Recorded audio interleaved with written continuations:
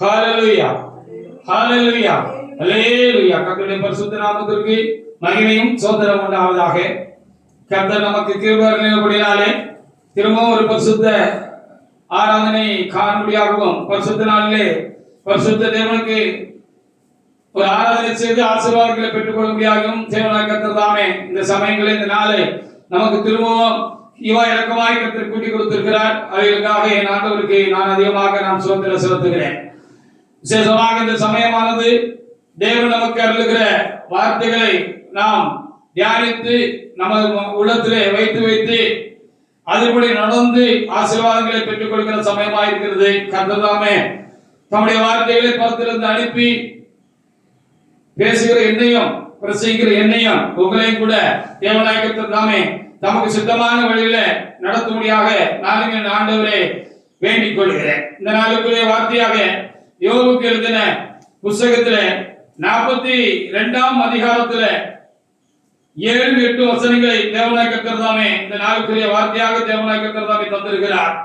யோபுக்கு எழுதின புத்தகத்துல 42ஆம் அதிகாரத்துல 7வது 8வது வசனத்தை ஒரு தேவனுடைய பிள்ளை எடுத்து வாசிக்கலாம். வாசிங்க. கர்த்தர் இந்த வார்த்தைகளை யோபோடு பேசின பின் கர்த்தர்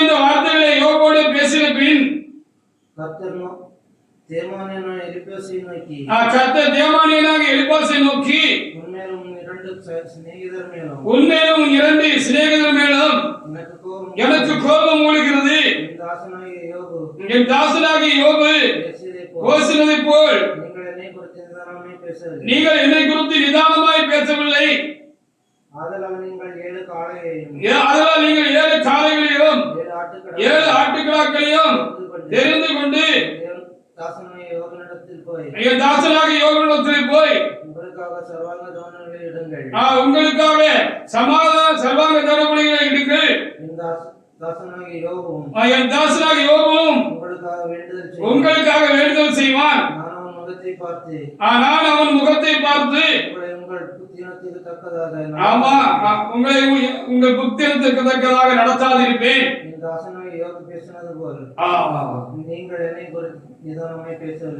என்றார் என்று சொல்லி வார்த்தைகள் எழுதப்பட்டிருக்கிறது. இந்த வார்த்தைகளை கொண்டே கர்த்தர் நம்மத்திலே பேச போகிற அன்புக்காக நானும் என் ஆண்டவருக்கு நான் அதிகமாக ஸ்தோத்திரம் செலுத்துகிறேன். யோபுடைய சிநேகிதர் 3 பேரும் யோபு நலிந்து போயிருந்த பொழுது ஒரு வாழ்க்கையில மிகவும் தாழ்த்தப்பட்டு மிகவும் நெருக்கப்பட்டு தேவனுக்கு முன்பாக தம்முடைய அங்கலாய்ப்பை அவர் சொல்லி வருத்தப்பட்டு இருந்த பொழுது இவர்களும் யோபுக்கு ஆறுதல் சொல்ல வந்திருக்கிறோம் என்று சொல்லி சொன்னவர்கள் என்ன செய்தார்கள் என்று சொல்லி நாம் அடிக்கடி தியானத்திற்கிறோம். எல்லாவற்றையும் கர்த்தரும் இருந்திருக்கிறார். நீங்கள் நானும் கூட இருந்திருக்கிறோம். அவைகளுக்காக நன்றி செலுத்துகிறார். இங்கே ஆண்டவர் கடைசியில தம்மை யோபுக்கு வெளிப்படுத்தின பிற்பாடு அவருடைய சிநேகிதர்களாக இருந்த எலிப்பாசையும் அவருடன் சேர்ந்தான 2 சிநேகிதர்களையும் 3 பேரையும் பார்த்து ஆண்டவர் இங்க என்ன சொன்னார் என்று சொல்லி நாம் இங்கே பார்க்கிற பொழுது என் தாசனாக யோபு பேசினது போல நீங்கள் என்ன செய்யவில்லை, நீங்கள் நிதானமாக என்ன செய்யவில்லை, நீங்கள் பேசவில்லை. என்னை குறித்து நீங்கள் நிதானமாக என்ன செய்யவில்லை, பேசவில்லை. அவரை குறித்து ஆண்டவரை குறித்து மாத்திரமல்ல இந்த யோபை குறித்து கூட அவர்கள் நிதானமாக பேசவில்லை என்பதுதான் உண்மையான ஒரு காரியமாக இருக்கிறது என்று நாம் அறிந்திருக்கிறார். அவரையும் ஏதோ ரொம்ப மோசமான மனிதன் போலவும் துன்மார்க்கமான மனிதன் போலவும் அவர் ஏதோ நல்லவர் போல நமக்கு முன்பாக இருந்திருக்கிறார், நம்மை காட்டிக் கொண்டு வந்திருக்கிறார். ஏதோ ரொம்ப ஒரு பெரிய மோசமான மனுஷனாக அவர் இருந்திருக்கிறார். இவர் தேவனுக்கே பொறுக்காத அளவுக்கு ஏதோ ஒரு பெரிய தப்பு தட்டாக்கள் எல்லாம் பண்ணிவிட்டு உத்தமனை போல தம்மை வெளியில காட்டிக் கொண்டு வந்திருக்கிறார். அதனால்தான் இவருக்கு இப்படி ஒரு பலத்த அடி இவருக்கு உண்டாகிவிட்டது என்று சொல்லி சிநேகிதர்களும் தப்பு கணக்கு போட்டு யோபை பத்தி பேசினதும் அவர் நிதானமா பேசல, ஆண்டவரை பத்தி பேசின காரியமும் ஆண்டவருக்கு அவ்வளவு பிரியமா இல்லை, ஏற்றுக்கொள்ள முடியல அப்படின்னு சொல்லி இங்க வேத புத்தகம் சொல்லுது. அதனால ஆண்டவருக்கு ரொம்ப கோபமா வந்துச்சா, ஆண்டவர் ரொம்ப கோபப்பட்டாரா, அப்படி எனக்கு நீங்க பேசுற பார்த்து ரொம்ப கோபமா இருந்துச்சு. உங்க புத்திமானமான பேச்சுக்கும் உங்க புத்தியமான காரியங்களுக்கும் தக்கதாக என் கோபத்துல உங்களுக்கு ஏதாவது பெரிய தண்டனைகள் ஏதாவது வந்துவிடாதபடிக்கு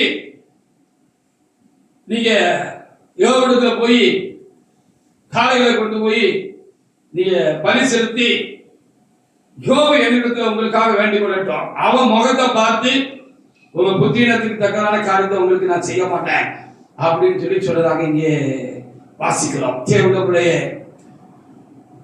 பிள்ளைகளே, ஆவிக்குரிய நாமும் அன்றாடம் புத்திரமான ஏதாவது காரியங்களை செய்கிறவர்களாய் அல்லது பேசுகிறவர்களாய் தவறு செய்கிறவர்களாக இருக்கிறோம். அதான் உண்மையான ஒரு காரியமா இருக்கிறது. நான் ரொம்ப தெளிவா இருக்கோம், சரியா இருக்கோம். நம் தேவனை குறித்தா இருக்கட்டும் அல்லது மற்றவர்களை குறித்தா இருக்கட்டும், சிந்திக்கிற காரியமா இருக்கட்டும், அந்த சிந்தனை வெளிப்பாடாய் நம்முடைய வாயிலிருந்து புறப்படுகிறதான வார்த்தையாக இருக்கட்டும் அல்லது நம்முடைய செய்கைகளா இருக்கட்டும், அது இந்த யோபு சிநேகிதர் பேசுறது போல புத்திரமாகத்தான் தேவசமூகத்துல பார்க்கப்படுகிறது. புத்திரமாக ஏதாவது பேசுகிறோம், ஏதாவது செய்யறோம், அப்படி செய்யறதுக்கு நமக்கு சரியா ஒரு அடி கொடுக்கணும் ஆண்டவரே, அதுதான் நியாயம் அப்படி நீங்க ஆண்டவர் சொல்லி இருக்கிற போல அதுதான் நியாயம் என்று சொல்லி நாமும் ஒத்துக்கொள்ள வேண்டியதுதான். சில நேரத்துல நமக்கு இப்படிப்பட்ட காரியங்களை நம்ம கடந்து போயிருப்பார். நம்மளை சார்ந்தவங்களோ இல்லது யாரோ ஒருவர் ஏதாவது ஒரு புத்திரமான காரியத்தை தப்பான காரியத்தை தவிர செஞ்சிருவாங்க. அவங்களுக்கு மேல இருக்கிறவங்களுக்கு அவங்களுக்கு கோபம் வரும். அப்படி வருகிற பொழுது சில நேரத்தில் இப்படி சொல்றத நானே கேட்டிருக்கேன், நீங்களும் அப்படி சொல்றத நீங்க கேட்டிருப்பீங்கன்னு நான் நம்புறேன். ரொம்ப கோபமா இருக்கிறவங்க திடீர்னு முன்னால நம்ம நிக்கிற பொழுது அவங்க சொல்லுவாங்க, அப்பா முகத்துக்காகத்தான் நான் என்ன செய்யறேன் பார்க்க, இல்லைன்னா உனக்கு கடுமையான தண்டனை கொடுக்கணும். நீ பண்ண இந்த காரியத்துக்கு, இந்த புத்தினமான காரியத்துக்கு, இந்த தப்பான காரியத்துக்கு உனக்கு சரியான தண்டனை கொடுக்கணும். உங்க அப்பா முகத்தை பார்க்க வேண்டியிருக்கு, உங்க அம்மா முகத்தை பார்க்க வேண்டியிருக்கு. அவங்க முகத்தை பார்த்து உன்னை தண்டிக்காம விட்டுற போ அப்படின்னு பல வேலைகள்ல ஒருவேளை நம்மளும் சொல்லியிருப்போம், இல்ல நம்மளை குறித்து மற்றவங்களும் சொன்ன அனுபவங்கள் நமக்கு உண்டா இருக்கும் என்று நான் எண்ணுகிறேன். ஏதாவது ஒரு கால சூழ்நிலையில இப்படி நம்ம கேட்டிருப்போம், இல்லைன்னா மற்றவங்களுக்கு நம்ம சொல்லியிருப்போம், ஐயா முகத்தை பார்த்தா உன்னை விடுறேன், ஐயா சொல்லிட்டீங்களா நான் உன்னை விடுறேன், இப்படி ஏதாவது ஒண்ணு இருக்கும். அது மாதிரி ஆண்டவரும் அன்றாட நாம் புத்தியமா அநேக காரியங்கள் நம்ம செஞ்சுக்கிட்டு தான் இருக்கோம், பேசிக்கிட்டு தான் இருக்கோம், சிந்திச்சுக்கிட்டு தான் இருக்கோம். ஆனாலும் ஆண்டவர் என்ன செய்கிறார், நம்மளை தண்டிக்காம இருக்கிறாரு. அதற்குரிய பாதிப்பான காரியம் நமக்கு உண்டாகாம இருக்கு. நம்ம நல்லா இருக்கிற மாதிரிதான் இருக்கு, நல்லாவே இருக்கிறோம் அப்படின்னு சொன்னா நம்ம ரொம்ப சரியா இருக்கிறோம் அப்படின்னு சொல்லி நம்ம மெச்சிக்கொள்றத விட்டுட்டு நம்ம தாழ்த்த வேண்டியவர்களாக நாம் தேவ சமூகத்துல இருக்கிறோம் என்பதுதான் இன்றைக்கு நமக்கு கொடுக்கப்படுகிற முக்கியமான செய்தியாக என்ன செய்கிறது இருக்கிறது. அதற்காக ஆண்டவரை நானும் என்ன செய்கிறேன், சோதரிக்கிறேன். யோபு 42:10 கூட நாம வாசிக்கலாம். யோபு 42:10 எடுத்து நீங்க வாசித்து பாருங்க, வாசிங்க. யோபு தன் சிநேகிதருக்காக வேண்டுதல் செய்த பொழுது கர்த்தர் அவன் சிறையிருப்பை மாற்றினார். அவருடைய சிறையிருப்பு மாத்திரமல்ல, அவர்களுக்கு வர இருந்த தண்டனையும் கர்த்தர் என்ன செய்தாரு, தண்டிக்காம அவங்களை விட்டுட்டாரு என்பதுதான் இதுல முக்கியமான ஒரு காரியமா இருக்கிறது. அதற்காக ஆண்டவருக்கு நாம் சோத்திரம் செலுத்துவோமாக. அப்போ நாமும் நித்தமும் தவறுகிறவர்களாக இருக்கிறோம், புத்தியமா ஏதாவது செய்கிறவர்களாக இருக்கிறோம். ஆனாலும் நாம அப்படியே நல்லா தானே இருக்கோம், நமக்கு என்ன குறை வந்திருக்கு அப்படின்னு ஒன்றும் இல்லையே, நம்ம அப்ப சரியாதான் இருக்கிற போல இருக்குன்னு நம்ம தப்பு கணக்கு போட்டு நம்மளை பெருசா நினைச்சிடக்கூடாது என்பதுதான் ஒரு செய்தி இன்றைக்கு. அப்படி இல்லை, யாரோ ஒருவருடைய முகத்தை பார்த்து, யாரோ ஒருவர் உங்களுக்காக ஜெபித்த ஜெபத்தை கேட்டு, யாரோ ஒருவர் உங்களுக்காக ஆண்டவரே வேண்டாம் ஆண்டவரே விட்டுருங்க ஆண்டவரே, பெரிய தண்டனைகள் வந்து விட்டா தாங்க மாட்டார் ஆண்டவரே, தாங்க மாட்டார் ஆண்டவரே என்று சொல்லி ஆண்டவருக்கு கெஞ்சி கூத்தாடி பலப்படுத்த ஆண்டவரை பலம கீழே போட வச்சிருக்காங்கிறதா உண்மை அப்படிங்கிறதை நம்ம இந்த நாள்ல புரிச்சு விடலாம். அதுக்காகத்தான் இந்த யோபை குறித்து யோபை சிநேகிதர் குறித்து கடைசி பக்கங்களிலே தேவனாய் கர்த்தர் எழுதி வச்சுட்டு போயிருக்கிற முக்கியமான காரியம். அப்போ வாசிக்கிற பொழுது நமக்கு என்ன வரணும்னா, நானும் எத்தனையோ நேரம் மீறுதலுக்கு உட்பட்டிருக்கிறேன். என் வாயு மீறி இருக்கு, என் கை மீறி இருக்கு, கண்ணு மீறி இருக்கு. கர்த்தர் விசலப்பட்டு கோபப்பட்டு என்னை தண்டிக்க வேண்டியது இருந்துச்சு. ஆனாலும் எனக்கு ஏன் தண்டனை வரல? நான் நல்லா தானே இருக்கேன் அப்படின்னு நம்ம எண்ணி பார்த்தோம்னா நம்ம ஆண்டவருக்கு நன்றி சொல்வது. அது மாதிரி யாரோ ஒருவர் எனக்காக உங்களுக்காக அப்படிப்பட்ட நேரங்கள்ல ஆண்டவரிடத்துல கெஞ்சி கூத்தாடி இருக்கிறாங்க. அந்த தேவன மனுஷனுடைய முகத்தை பார்த்தோ அல்லது நமக்கு கொடுக்கப்பட்டிருக்கிறான ஊழியக்காரருடைய முகத்தை பார்த்தோ இல்ல பிள்ளைகளா இருக்கிற குடும்பங்களா இருக்கிறது என்று சொல்லி பார்த்தால் தாய் தகப்பனுடைய மன்றாட்டு ஜபங்களை பார்த்தோ அவங்க முகத்தை பார்த்தோ அவனுக்கு பிள்ளையா பிறந்துட்டேங்கிறதுக்கு தான் அவனை விட்டு வச்சிருக்கான். பார்த்துக்கா, நீ ரொம்ப பரமையாக்கே நீ நினைச்சுக்கிட்டு இருக்கிறியா? நீ செய்தெல்லாம் சரின்னு நினைச்சிட்டு இருக்கிறியா?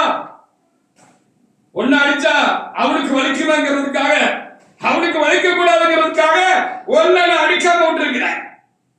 அவனுக்கு உறவா போயிட்டேங்கிறதுனால அதனால நீ செஞ்சதெல்லாம் செஞ்சுட்டு ஒண்ணு உனக்கு உண்டாகல, நீ சௌக்கியமா இருக்கிறதுக்காக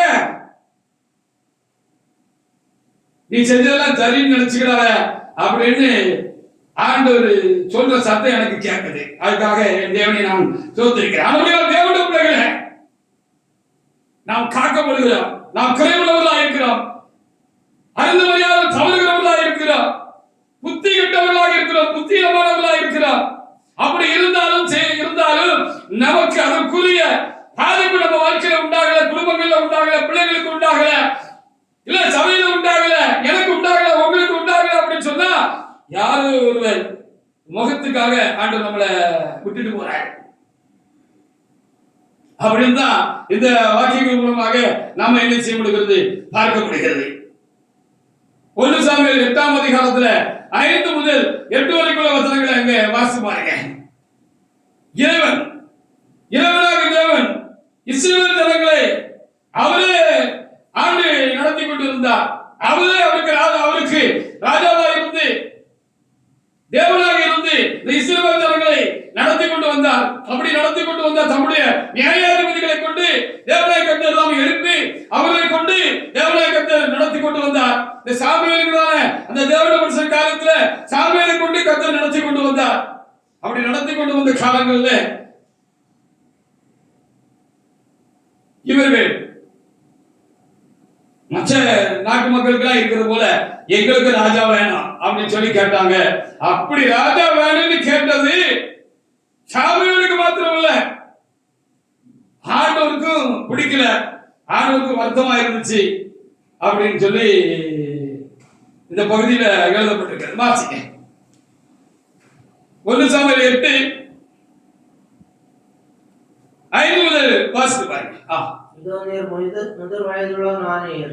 இதோ நீர் முதிர் வயதுள்ளவரானீர். உம்முடைய குமாரர் உம்முடைய வழியில் நடக்கிறதில்லை. உம்முடைய குமாரர் உம்முடைய வழிகளில் நடக்கிறதில்லை. ஆகையால் சகல ஜாதிகளுக்கும் இருக்கிறபடி, எல்லா ஜாதிகளுக்கும் இருக்கிறபடி, வழக்கத்தின்படி, இந்த ஊர் வழக்கத்தின்படி, நாட்டு வழக்கத்தின்படி, உலக வழக்கத்தின்படி எங்களை நியாயம் விசாரிப்பதற்கு ஒரு ராஜாவை ஏற்படுத்த வேண்டும். ஒரு ராஜாவை நீ ஏற்படுத்தணும்னு அவங்க கேட்டாங்கன்னு எழுதி இருக்கிறது. உங்களை நியாயம் விசாரிக்க ஒரு ராஜாவை ஏற்படுத்தும் என்று அவர்கள் சொன்ன வார்த்தை, அவருக்கு சொன்ன வார்த்தை சாமுவேலுக்கு தகாததாய் காணப்பட்டது. சாமுவேலுக்கு தகாததாய் காணப்பட்டது. ஆகையால் சாமுவேல் கர்த்தரை நோக்கி விண்ணப்பம் பண்ணினார். கர்த்தரை நோக்கி அவர் கூப்பிட்டாரு. அப்பொழுது கர்த்தர் சாமுவேலை நோக்கி, கர்த்தர் அப்பொழுது சாமுவேலை நோக்கி, ஜனங்கள் உன்னிடத்தில் செல்வதெல்லாவற்றையும், ஜனங்கள் உன்னிடத்தில் சொல்வது எல்லாவற்றிலும் அவர்கள் சொல்ல கேள். அவர்கள் உன்னை தரவில்லை, நான் அவர்களை ஆளாதபடிக்கு என்னதான் தள்ளினாங்க. நான் அவர்களை எகிப்திலிருந்து புறப்பட பண்ணின நாள் முதல் இந்நாள் மட்டும், நான் அவர்களை எகிப்திலிருந்து புறப்பட பண்ணின நாள் முதல் இந்நாள் மட்டும் அவர்கள் என்னை விட்டு வேற தேவர்களை சேவித்து வந்தார்கள். சேவித்து வந்த தங்கள் எல்லா செய்கிறபடியும் செய்தது போல அவரை உனக்கும் செய்கிறார்கள். அவங்க உனக்கு மட்டுமில்ல எனக்கும் அப்படிதான் செஞ்சுட்டு வராங்க அப்படின்னு அங்கே சொன்னதாக அங்கே எழுதப்பட்டிருக்கிறது. அப்படி ராஜா கேட்டது ஆண்டவருக்கு பிடிக்கல. எங்களுக்கும் ஒரு ராஜா வேண்டும், ராஜா எங்களை ஆள வேண்டும், நீர் எங்களை ஆள வேண்டாம். நியாயாதிபதிகள், உண்மையுள்ள நியாயாதிபதிகள், உண்மையுள்ள தேவனுடைய மனிதர்கள் முன்னின்று நம்மை நடத்தி செல்கிறார்கள் என்று சொன்னால் அது ஒரு பெரிய ஆசீர்வாதமான காரியம். தேவனுக்கு பயப்படுகிற தேவனுடைய மனிதர்கள் நம்மை முன்னின்று நடத்தி செல்கிறார்கள், அவர்களுக்கு பின்னால் நம்ம போறோம் அப்படின்னு சொன்னா அது ரொம்ப பாதுகாப்பானது, ரொம்ப ஆசீர்வாதமானது என்று சொல்லி நாம இங்க பார்க்கலாம். அதான் ஆண்டவர் விரும்பினாரு என்று சொல்லி பார்க்கிறோம். அப்படி இருந்த சூழ்நிலையில இஸ்ரவேல் ஜனங்க ராஜா வேணும், எங்களுக்கு ராஜா வேணும்னு சொல்லி கேட்டது ஆண்டவருக்கு ரொம்ப பொல்லாப்பா தெரிஞ்சிச்சு. ஆண்டவரே வருத்தப்படுத்ததா இருந்துச்சு. ஒன்ன தள்ளலப்பா, என்னையே தள்ளிட்டாங்க அப்படின்னு அவர் சொன்னதாக இங்கே பார்க்க முடிகிறது. அதே 1 சாமுவேல் 8ஆம் அதிகாரத்துல 18 முதல் கூட நீங்க வாசி பாருங்க. அதனுடைய பின் விளைவு எப்படி இருக்கும்னு அவங்களுக்கு முன்னகட்டி சொல்லி ஒன்ன தள்ளிட்டு மூலமா அவர்களை நான் நேரடியா ஆளுகிற அந்த அனுபவத்தை விட்டுட்டு ராஜா ஆளுநர் ஒரு மனுஷன் ஆளுநர் அப்படின்னு அவங்க விரும்புறாங்களவா, நீ வேண்டாம் ஒன்ன தள்ளிட்டு அவங்க வேற காரியங்களை எதிர்பார்க்கிறாங்க அல்லவா. அதனால உண்டாக போகிற பின் விளைவு என்னங்கிறது எப்படி இருக்குங்கிறதையோ ஒரு நேரம் அவங்களுக்கு தெரிய சொல்லிடு அப்படின்னு அவர் சொன்னாரு, சொல்லி பார்த்தாரு அப்படின்னு இவங்க குறித்து எழுதப்பட்டிருக்கிறது. 1 சாமுவேல் 18 முதல் வாசிப்பாங்க. நீங்கள் தெரிந்து கொண்ட உங்கள் ராஜாவின் நிமித்தம் நீங்கள் தெரிந்து கொண்ட உங்கள் ராஜாவின் நிமித்தம் அந்நாட்களிலே முறையிடுவீர்கள். ஆனால் கர்த்தர் அந்நாளிலே உங்களுக்கு செவி கொடுக்க மாட்டார். நம்ம கேட்டது தப்புன்னு உங்களுக்கு புத்தி வருகிற பொழுது ஆண்டவர் என்ன செய்ய மாட்டாரு, நீங்க ஆண்டவருக்கு செவி கொடுக்காத போல அந்த நேரத்துல ஆண்டவர் உங்களுக்கு செவி கொடுக்க மாட்டாரு அப்படின்னு அவர் சொல்லி பார்த்தாரு. ஜனங்கள் சாமுவேலின் சொல்லை கேட்க மனதில் இப்படி சொன்ன போதிலும் இது ஆண்டவருக்கு பிடிக்கல அப்படின்னு சொன்ன போதிலும் எனக்கு மாத்திரம் சங்கடமா இல்லப்பா, ஆண்டவர் சங்கடம் பண்ணுதாரு அப்படின்னு சொல்லி பார்த்தாரு. நாளைக்கு இந்த ராஜாவே உங்களுக்கு என்ன சொல்லுவாங்க, பாரமாயிருவாங்க. ஏன் ராஜாவை கேட்டோம்னு நினைக்கிற ஒரு காலம் வரும். அதனால யோசிக்கப்பான்னு அந்த தேவனுடைய மனுஷன் சொல்லாம சொன்ன போதிலும் எங்களுக்கு ராஜா வேணும் அப்படி கேட்க மறந்துடாம ராஜா வேணும்னு கேட்டாங்க. வாசிங்க. அப்படி இல்ல உங்களுக்கு ஒரு ராஜா இருக்கத்தான் வேண்டும். தனக்கு சாம்பலை சொல்ல கேட்கறதுக்கு மனசு இல்ல. அவங்க ஒரு முடிவு பண்ணிட்டாங்க, நம்ம இப்படி போறது நமக்கு கொஞ்சம் நல்லதா தெரியுதுன்னு அவங்க முடிவு பண்ணிட்டாங்க. அவங்க போகல போறதுக்கு அவங்க தீர்மானம் பண்ணிட்டாங்க, முடிவு பண்ணிட்டாங்க. அது அந்த நேரத்தில் அவங்களுக்கு நல்லதா பட்டுச்சு. அவங்க போகல போறதுல அவங்க கேட்டது இப்படி தமிழக ஒரு ராஜாவானுங்கிறதுல அவங்க மனசுல ஒரு மாற்றம் உண்டாததுல அதுல பிடிவாதமா இருந்திருக்கிறாங்க. வாசிக்க. சகல ஜாதிகளையும் போல நாங்களும் இருப்போம். எங்கள் ராஜா எங்களை நியாயம் விசாரித்து எங்களுக்கு முன்பாக புறப்பட்டு நடத்த வேண்டும் என்றார்கள். கேட்டு கர்த்தர்கிட்ட கொண்டு போனாரு. அப்பா நான் சொல்லி பார்த்துட்டேன், அவங்க எடுத்த முடிவுல உறுதியா இருக்காங்க, அப்படி தொடர்றதுக்கு தான் அப்படி போறதுக்கு தான் அவங்க விரும்புறாங்க அப்படின்னு தேவனத்துல சொன்னாரு. அப்ப கர்த்தர் என்ன சொன்னாரு பாருங்க. கர்த்தர் சாமுவேலை நோக்கி நீ அவர்களை சொல்ல கேட்டு அவர்களை ஆள ஒரு ராஜாவை ஏற்படுத்து என்றார். அப்பொழுது சாமுவேல் இஸ்ரவேல் ஜனங்களை பார்த்து அவரவர் தங்கள் ஊர்களுக்கு போகலாம் என்றார். அப்படின்னு சொல்லி அனுப்பி வச்சுட்டு யார ராசாவாக்குன்னு சொல்லி இவரு சுயத்துக்கு எடுத்து கொடுத்து சுயமா யாரையாவது ஒரு ஆளை நினைச்சு பார்த்து அவங்கள ராஜாவாக்கல.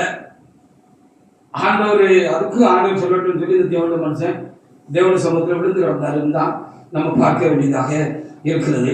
அப்படி விழுந்து கிடந்த பொழுது அவர் சபையை தெரிந்து கொண்டு கீசன் குமாரனை சகலை பெண்ணுக்குள் கோத்திரத்திலிருந்து ஒரு மனுஷனை கர்த்தர் தெரிந்து கொண்டு அவருக்கு முதல் ராஜாவாக கொடுத்தாரு அப்படின்னு சொல்லி நம்ம வேதத்தில் என்ன செய்ய முடிகிறது, பார்க்க முடிகிறது. அப்படி அவரை ராஜாவாக்கிட்டாங்க. அதை நடைமுறைப்படுத்திட்டாரு. கேட்டாரு, நீங்க ராஜா கேட்டல, இவன் தான் உங்களுக்கு ராஜா அப்படின்னு சொல்லி அவரு சவுலுங்கிற ஒரு மனுஷனை தெரிந்து கொண்டு ராஜாவாக்கிட்டாரு.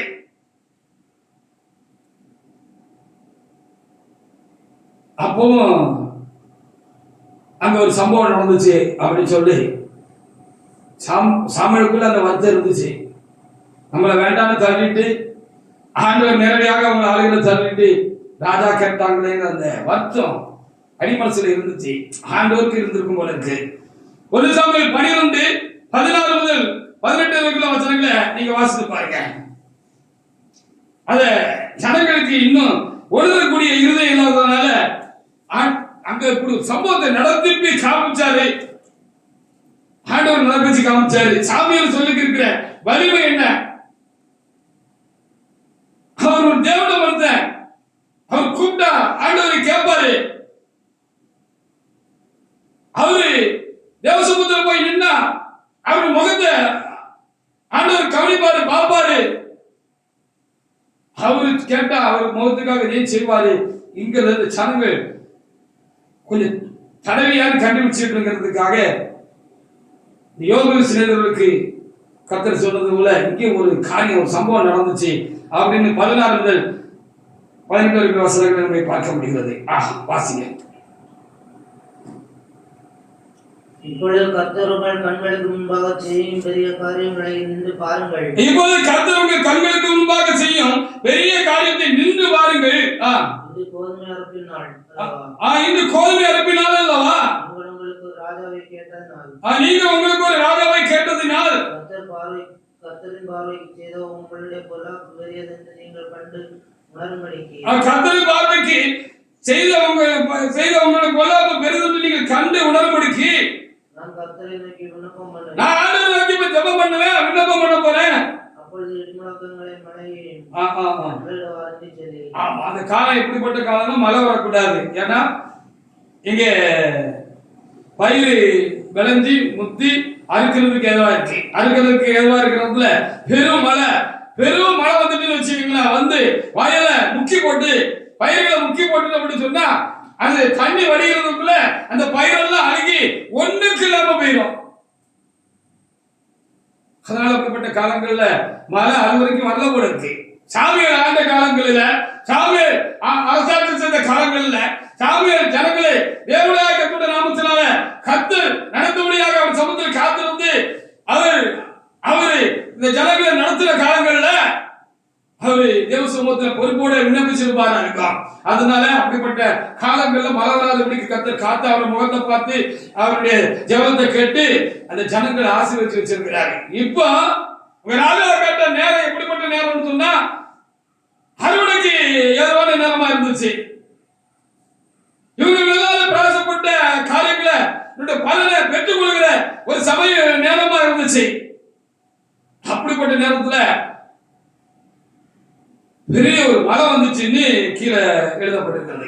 சாமியார் கூப்பிட்டார், ஆண்டவரே இன்னும் உணர்வு இல்லை, சரியான உணர்வு இல்லை, இந்த ஜனங்களுக்கு ஒரு சரியான உணர்வு இல்லை, நம்ம செஞ்சது எப்படிப்பட்ட தப்பு அப்படிங்கிற உணர்வு இன்னும் வரல, ராஜாவை கேட்டது தப்புங்கிற உணர்வு இன்னும் வரல ஆண்டவரே அப்படின்னு ஒரு சங்கடப்பட்ட பொழுது, நீ என்ன நோக்கி கூப்பிடு, நான் பெரிய இடி மழையும் நான் கட்டளிடுவேன், அப்பமாவது அவங்களுக்கு கொஞ்சம் புத்தி உணர்வு மாறட்டும்னு செஞ்ச தப்ப உணராத கடினம் உள்ள இருதயம் தான் நமக்கு இருக்கு. பொதுவா நம்ம தப்பு பண்ணிட்டு நம்ம புச்சினமான காரியங்களை பேசிட்டு செஞ்சுட்டு அது தப்புன்னு உணராத இருதயம் தான் பொதுவாக ஆவிக்குரியன்னு சொல்லிக்கிற அநேகருக்கும் நமக்கோ எனக்கோ உங்களுக்கோ இருக்குன்னு சொல்லி நம்ம எண்ண வேண்டியதா இருக்கிறது. வாசிங்க. சாமியார் கர்த்தரை நோக்கி விண்ணப்பம் பண்ணினான். சாமியார் கர்த்தரை நோக்கி விண்ணப்பம் பண்ணினான். கர்த்தர் இடிமுழக்கங்களை மழையையும் கட்டளையிட்டார். அப்பொழுது ஜனங்கள் எல்லாரும் கர்த்தருக்கும் சாமியாருக்கும் மிகவும் பயந்து ஏதாவது ஒரு அறிவு சூடு உண்டான வழி நமக்கு புத்தி வருது. பயந்து வாசிங்க. சாமுவேலை பார்த்து நாங்கள் சாகாதபடிக்கு உம்முடைய தேவனாகிய கர்த்தரிடத்தில் உம்முடைய அடியாருக்காக விண்ணப்பம் செய்யும். நாங்கள் செய்த எல்லா பாவங்களோடும் எங்களுக்கு ஒரு ராஜா வேண்டும் என்று கேட்ட இந்த பாவத்தையும் கூட்டிக் கொண்டோம் என்று ஜனங்கள் எல்லாரும் சொன்னார்கள். அடிச்சு பிரிஞ்சு எல்லாம் அழிஞ்சு போயிருக்கணும். திரும்பவும் அவரு அந்த ஜனங்களுக்காக தேவனத்துல செபிச்சாரு அப்படின்னு 23 முதல் நீங்க வாசி பார்த்தீங்கன்னா அதுல எழுதப்பட்டிருக்கிறது. சபையை பார்த்து கூப்பிட்டாங்க, ஐயா தேவன பக்தனே, நாங்க கேட்டது தப்புதான், வயல் அடுப்புக்கு ரெடியா இருக்கு, இதை வச்சுதான் இந்த வருஷம் பூரா சாப்பிடணும், அடுத்த விளைச்சல் தேவன் விளைவிச்சது எங்களுக்கு திரும்ப கொடுக்கிற வரைக்கும் எங்களுக்கு எங்க குடும்பங்களுக்கு பிள்ளைகளுக்கு இதுதான் ஆகாதே, நாங்க செஞ்சது தப்புதான், இப்போ வளர்வதே ஆண்டவரே, உங்க பேச்ச கேட்காதே கடவுள்னு கரைஞ்சிருக்கிறோம், உங்க முகத்தை பாப்பாருன்னு தெரியுது அப்படின்னு அவங்க விழுந்துட்டாங்க கீழே. விழுந்த உடனே இவரும் தேவன் சமூகத்துல அவருக்காக ஜெபம் பண்ணினாரு அப்படின்னு சொல்லி எழுதப்பட்டிருக்கிறது. வாசிங்க. நான் உங்களுக்காக விண்ணப்பம் செய்யாதிருப்பேனாயில் நானும் உங்களுக்காக விண்ணப்பம் செய்யாதிருப்பேனானால் நானும் பாவம் செஞ்ச மாதிரி ஆயிருப்பா. நீ தான் புத்தி கெட்டத்தனமா இருந்துட்டீங்க, நானும் புத்தி கெட்டத்தனமா இருக்க முடியுமா, புத்தினமா இருக்க முடியுமா? எப்படி? நாங்க உண்மையாக உங்களை நேசிக்கிறோம், உங்களிடத்துல எங்களுக்கு ஆழமான அன்பு உண்டு, நீங்க கெட்டு போகிறது ஒருபோதும் எங்களுக்கு இதயத்துல எந்த ஓரத்துல இல்ல, அதனால நீங்க செஞ்ச தவறு உங்களுக்கு கொஞ்சமாவது விளங்க வேண்டாமா, புரிய வேண்டாமா அப்படின்னு சொல்லிட்டு நான் எப்படி ஜெபிக்காம இருக்க முடியும் அப்படின்னு அவர் கேட்டு அவர் ஜெபம் பண்ணாருன்னு நம்ம இதுல பார்க்க முடிகிறது. வாசிங்க. அது எனக்கு தூரமாய் இருப்பதாக நன்மையும் செவ்வையுமான வழியை நான் உங்களுக்கு போதிப்பேன். நீங்கள் எப்படியும் கர்த்தருக்கு பயந்து உங்கள் முழு இதயத்தோட உண்மை அவரை சேவிக்க கடவீர்கள். அவர் உங்களிடத்தில் எவ்வளவு மகிமையான காரியங்களை செய்தார் என்பதை சிந்தித்து பாருங்கள். இனியாலும் சரியா நடந்துக்கோங்க அப்படின்னு அவங்களுக்கு சொல்லி வேண்டாண்டவரே மலை நிப்பாட்டிருங்கப்பா அப்படின்னு ஜெபம் பண்ணியிருப்பாருன்னு நம்ம உறுதியாக என்ன செய்ய முடிகிறது, அறிய முடிகிறது. அதற்காக நாம் தேவனாக்கு நன்றி செலுத்துவோம். அப்பா சாமியோட முகத்தை பார்த்தாரு, யோபோட முகத்தை பார்த்தாரு, யோபோட முகத்தை பார்த்து அவருடைய சிநேகிதர்களுக்கு புத்திரமான காரியங்களுக்குரிய தண்டனை அவங்களுக்கு வந்துடாதபடிக்கு, ஒரு பாதிப்பு வந்துடாதபடிக்கு, அதுக்கு ஏற்றபடி அவங்க நடத்திடாதபடிக்கு அவரு யோபோட முகத்தை பார்த்து இறங்குனது போல இங்க சாமியோட முகத்தை பார்த்து இஸ்ரவேல் ஜனங்களுக்கு தேவனாக்கத்திலே இறங்குனாரே அப்படின்னு சொல்லப்படுது. பாருங்க, இப்ப இன்னொரு காரியத்தை பாருங்க. இப்படி வேதத்துல நிறைய காரியங்கள் நமக்கு நினைவுபடுத்தலாகும், நம்ம உணர்ந்து நம்ம புத்தீனமானவங்க தான் அப்படிங்கிற ஒத்துக்கிட்டு கவனமா இருந்து யாரோ ஒருவர் எனக்காக உங்களுக்காக நமக்காக ஒவ்வொருவருக்காக ஏதோ ஒரு முன்னெடுக்கக்கூடிய ஒரு தேவத மனுஷனோ இல்ல நம்ம நடத்தி சென்ற ஒரு ஊழியக்காரரோ இல்ல நம்ம குடும்பத்துல பெரியவங்களோ பெற்றோர்களோ யாரோ ஒரு ஆளு நமக்காக தரப்புல நிக்கிறாங்க.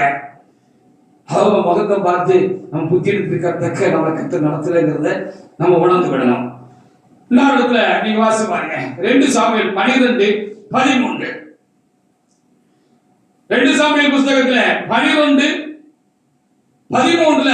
அங்க ஒரு சம்பவம் எழுதப்பட்டிருக்கிறது. அங்கே யார முகத்தை பார்த்தாரு அப்படின்னு நம்ம பார்க்கணும். வாசிங்க 2 சாமுவேல் 12:13.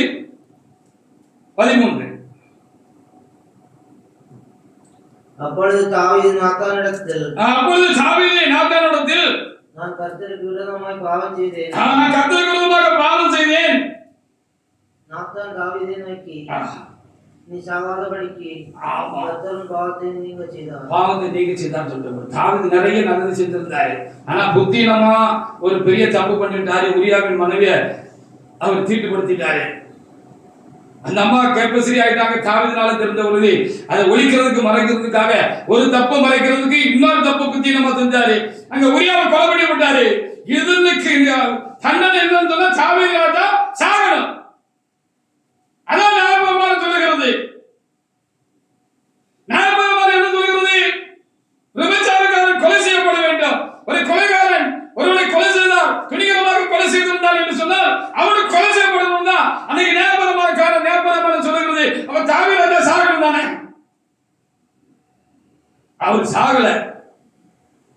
அதுக்கு காரணம் நாத்தாருடைய ஜெபம்.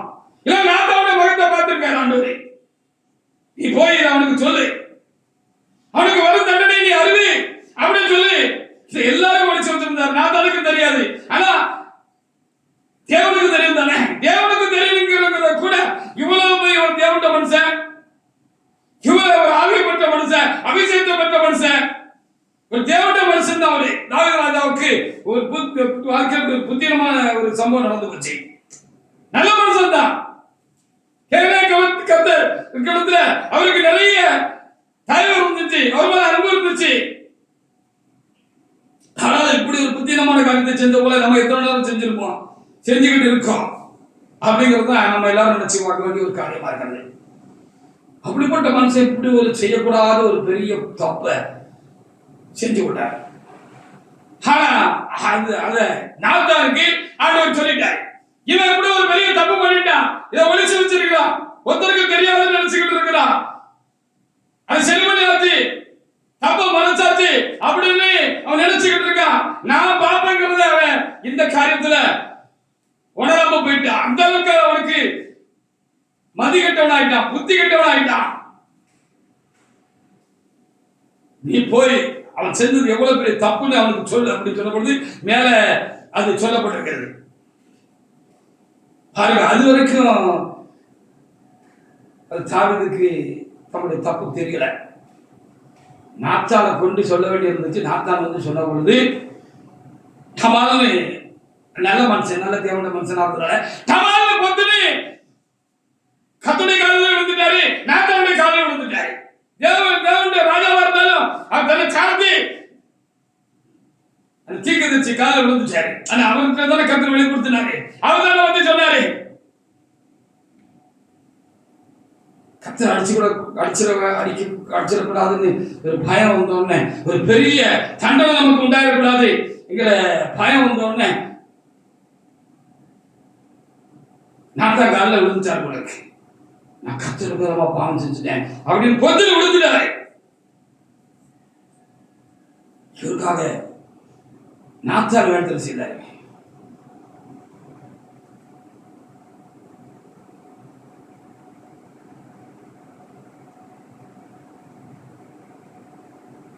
அவர் முகத்தை பார்த்து அவர் கொல்லாம ஆண்டு விட்டுட்டேன், செஞ்ச நல்லதையும் நினைக்க முடியவில்லை நம்ம ஆண்டவரே.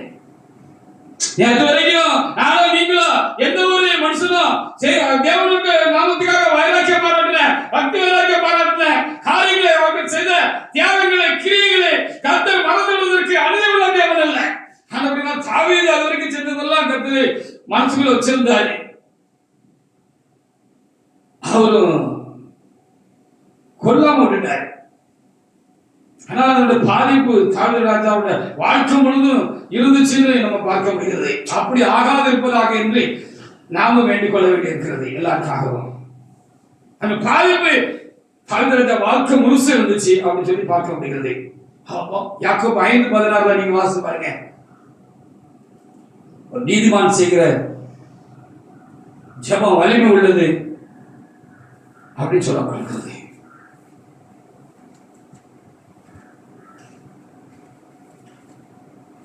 நாத்தான் முகத்தை பார்த்து தாவீதை விட்டுட்டேன். புத்திரத்துக்கு தக்க தண்டனை கிடைக்கல, சாகல. சாமியுடைய முகத்தை பார்த்து இஸ்ரவேல் ஜனங்களை விட்டுட்டாரு. சோபுடைய முகத்தை பார்த்து சிநேகிதர்களுக்கு வர வேண்டியிருந்த ஆக்கிரிய ஆண்டவர் மாத்திட்டாரு. இதெல்லாம் நீதிமான்களாக இருந்தார்கள் தேவனுடைய சமூகத்துல. அவருடைய பார்வையில நீதிமான்களாக இருந்தாங்க.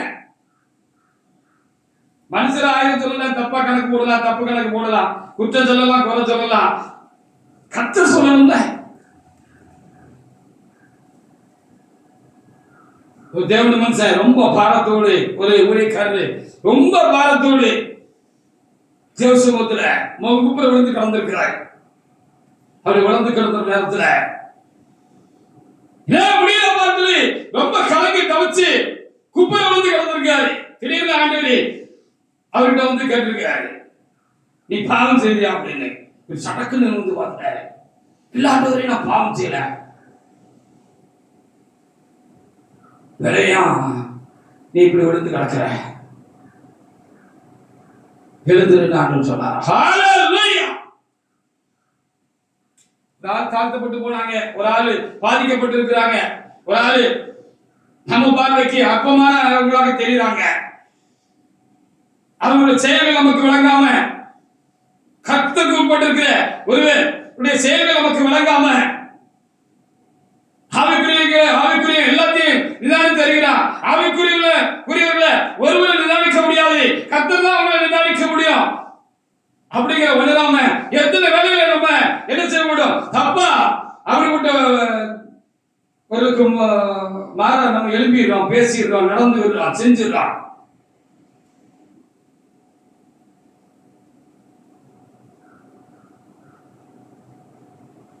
கர்த்தர் நம்மை குற்றவாளியாக நியாயம் தீர்க்காத வரைக்கும் நம்முடைய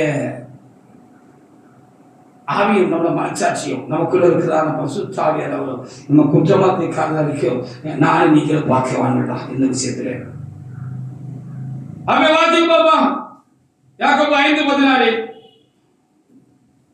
நீங்கள் சொஸ்தமடையும்படிக்கு உங்கள் குற்றங்களை ஒருவருக்கொருவர் அறிக்கையிட்டு ஒருவருக்காக ஒருவர் ஜெபம் பண்ணுங்கள். மிகவும் பலனுள்ளதாக இருக்கிறது அப்படின்னு இங்க எழுதி வச்சிருக்குது.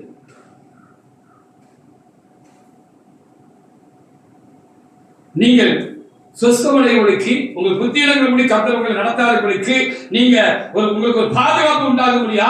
நீங்க தப்பு பண்ணிட்டீங்கன்னா தாவீது மாதிரி உடனே அது தப்பு கர்த்தருக்கு யாரோ நேரடியாகவோ அதை உணர்வுலாம இருந்தோம்னா யார் மூலமாக நமக்கு அதை தெரிய காமிச்சிட்டாரு, சொல்லி கொடுக்கிறாரு, குட்டி காட்டுறாரு அப்படின்னு சொன்னா நீங்க என்ன செய்யணும்? உடனே தாவீது மாதிரி பொத்துன்னு விழுந்துடணும் அவருடைய பாதத்துல. நீதிமானை தலைவாய் கொட்டுட்டும் அது என் தலைக்கு எண்ணெய் போல இருக்கும்னு சொல்லப்பட்டிருக்கிறது. அப்படியே பொத்துன்னு தம்மக்கடையில என்ன செஞ்சிருந்தோம்? ஆண்டவருடைய சமூகத்துல நம்ம என்ன செஞ்சோம்? நம்ம தேவ சமூகத்துல நம்மளை பொத்துன்னு விழுந்துடணும், தாழ்த்திடணும். அப்பொழுது நமக்கு சுகம் உண்டாகும். பாருங்க, நம்ம நல்லா இருக்கிற மாதிரி இருக்கும், ஒண்ணும் குறைபட்டு பார்க்காத மாதிரி இருக்கும். ஆனா நம்ம தேவனுக்கு பார்வையில குறைவுள்ளவர்களா இருப்போம், புத்தியமா ஏதாவது செஞ்சிருப்போம், நடந்திருப்போம், பேசியிருப்போம். ஆனால் யாரோ ஒரு முகத்தை பார்த்து ஆண்டவர் அதுக்கு தக்க நம்மளை நடத்தாது இருந்திருப்பாரு. அதனால ஒரு பெரிய குறைவா நஷ்டம் நமக்கு வராம இருந்திருக்கும். சபையா இருக்கலாம், குடும்பமா இருக்கலாம், சின்ன ஊழியக்காரங்களா இருக்கலாம், பெரிய ஊழியக்காரங்களா இருக்கலாம், யாரா வேணாலும் இருக்கலாம்.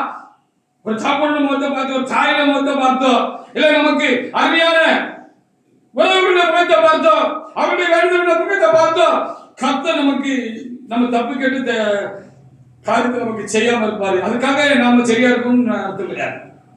ரொம்ப எச்சரிக்கையாக நாம் காணப்பட வேண்டியது ரொம்ப அவசியமா இருக்கிறது. யாரா இருந்தாலும் சொல்லலாம்.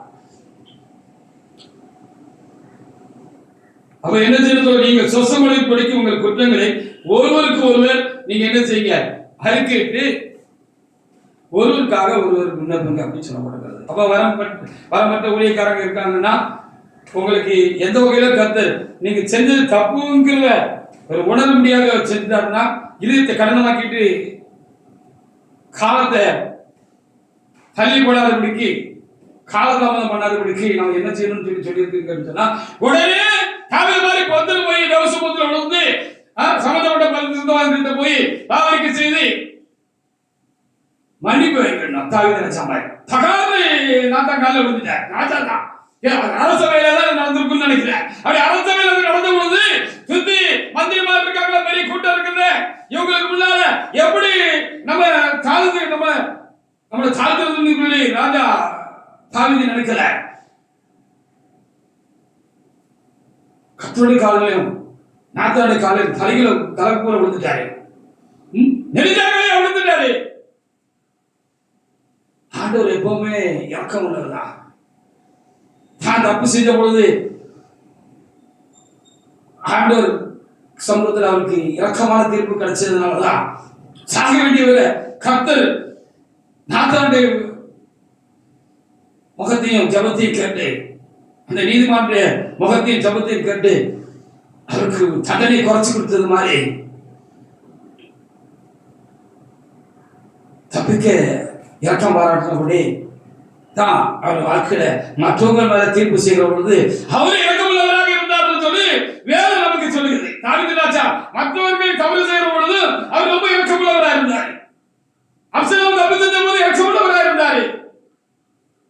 மகனை கொண்டு தான் சொன்னாரு, யோபு தான் கொண்டு போட்டாரு. பிள்ளைகளை பச்சைமா நடத்துங்கன்னு சொன்னாரு. ஏன் நம்ம தப்பு இல்லையா? நம்ம செத்து போயிருக்கணுமே, நம்ம உயிராக குருவமாக நம்ம ஒரு பெரிய பொல்லாப்பு செய்யலையா? நம்ம இப்ப உயிரோடு இருக்கிறோமே, அது கட்டுரை தயவாயிட்டு அப்படிங்கிற ஒரு நிலை அவருக்குள்ள ஆழமா இருந்துச்சு. அதனாலதான் அப்சலோமுக்காக வாங்கிக்கிட்டாருன்னு சொல்லப்படுகிறது.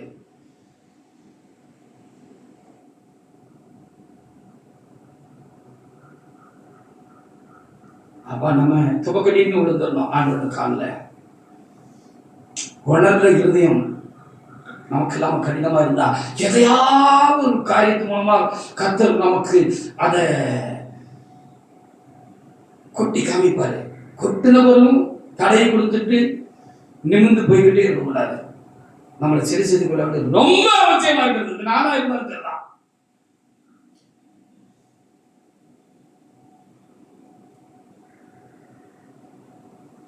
என்னுடைய வாழ்க்கையில தான் சின்ன தவறுகள் உண்டாகுது. நான் உடனே ஆண்டவர் யாருக்கும் தெரியாம என்னை கிள்ளிடுவாரு, நறுக்கு கிள்ளி விட்டுருவாரு. உடனே எனக்கு உணவு உண்டாரு, ஆண்டவர் கிள்ளுதாருங்கிறது தெரிஞ்சு எனக்கு சமாந்து பொத்துருக்கு ஆண்டோட காலில் விழுந்துறேன்.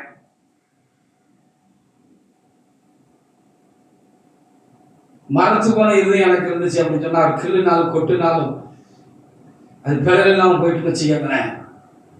இந்த சின்ன தப்பு கடைசியில பெரிய ஒரு தீமையில கொண்டு விட்டுரும். பிறகு அதை சரி செய்யணும்னு நினைச்சாலும் சரி செய்ய முடியாது. எஸ் ஆசீர்வாதத்தை இழந்து போன மாதிரி ஆயிடும். அந்த நிலைக்கு போகாதபடி நம்ம காக்கப்படணும். அப்போ வரப்பட்ட ஊழியக்காரர்கிட்ட அதை அறிக்கை செய்யலாம், தேவ சமூகத்தில் அதை அறிக்கை செய்யலாம். இந்த வரப்பட்ட ஊழியக்காரங்க தங்களுக்கு மேல உள்ள வரப்பட்ட ஊழியக்காரங்கிட்ட போய் அறிக்கை செய்யலாம். அதான் என்ன, நீங்கள் சொஸ்தப்படும்படிக்கு உங்கள் குற்றங்களை ஒருவருக்கு ஒருவர் அறிக்கையிட்டு ஒருவருக்காக ஒருவர் ஜெபம் பண்ணுங்க அப்படி எழுதப்பட்டிருக்கிறது. இந்த விசுவாசிகள் தேவசமூகத்தில் அறிக்கை பண்ணலாம். இல்லது அவருக்கு அதிகாரப்பட்ட தேவனுடைய மனுஷர்கிட்ட தகுதியான தேவனுடைய மனுஷர்கிட்ட அறிக்கை செய்யலாம். அந்த தகுதியான தேவனுடைய மனுஷன் ஏதாவது தவறு புத்திரமான காரியங்கள்ல சிக்கி கொள்கிற பொழுது அதை கத்து குட்டியோ ஏதாவது கிள்ளியோ ஏதாவது ஒரு உணவு கொடுத்து அதை சொல்லுகிற பொழுது நமக்கு உணர்த்தி காட்டுகிற பொழுது நம்ம கடினப்படாதபடிக்கு நம்முடைய இருதயத்தை கனப்படுத்தாதபடிக்கு உடனே அவங்களோட மேல இருக்கிற பெரிய ஊழியக்காரங்கிட்ட அதை அறிக்கை செய்கிறது ரொம்ப சரியா இருக்கும்.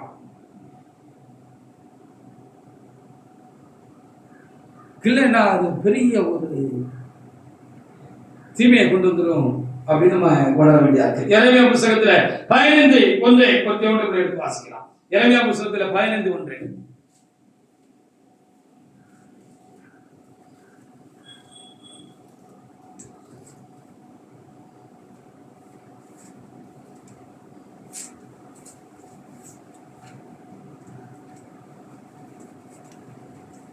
15:1 எடுத்து வாசி. கர்த்தர் என்னை நோக்கி மோசேயும் சாமுவேலின் முகத்துக்கு முன்பாக நின்றாலும் என் மனம் இந்த ஜனங்கள் பட்சமாக சாராது. இவர்கள் என் முகத்தை விட்டு புறப்பட்டு போகும்படி இவர்களை துரத்தி விட்டு சமூகத்தை விட்டு துரத்தி விட்டு அப்படின்னு இளமையா காலத்துல இந்த இஸ்ரவேல் ஜனங்களை குறித்து ஆண்டவர் இப்படி ரொம்ப வருத்தமா சொன்னாருன்னு சொல்லி எழுதப்பட்டிருக்காங்க. அப்போ நமக்காக யாரோ ஒரு வேண்டிக் கொண்டிருக்கிறார்கள், திறப்பின் வாசலில் நின்று கொண்டிருக்கிறார்கள். நாம் தண்டிக்கப்பட வேண்டும், கர்த்தர் பலப்படுத்த வேண்டும், கர்த்தருடைய தண்டனை நம்ம உண்டாக வேண்டும். சாத்தானுடைய கருத்துல நாம் விழ வேண்டியதா இருந்தது.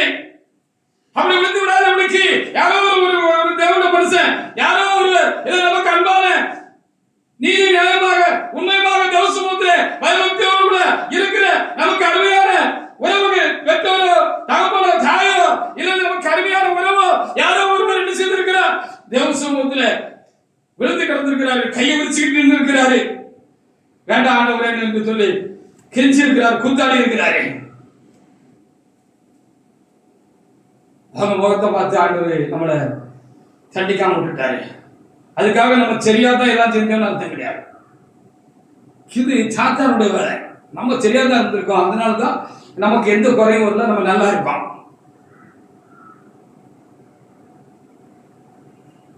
இப்படியே நம்ம மனதை கடினப்படுத்திக்கிட்டு நம்ம சரியா தான் இருந்திருக்கோம், நம்ம தப்பே செய்யல, நம்ம எல்லாத்துலயும் கரெக்டா இருந்திருக்கோம், நம்மகிட்ட புத்தியமான எந்த காரியமே கிடையாதுன்னு அப்படியே நம்ம மனசை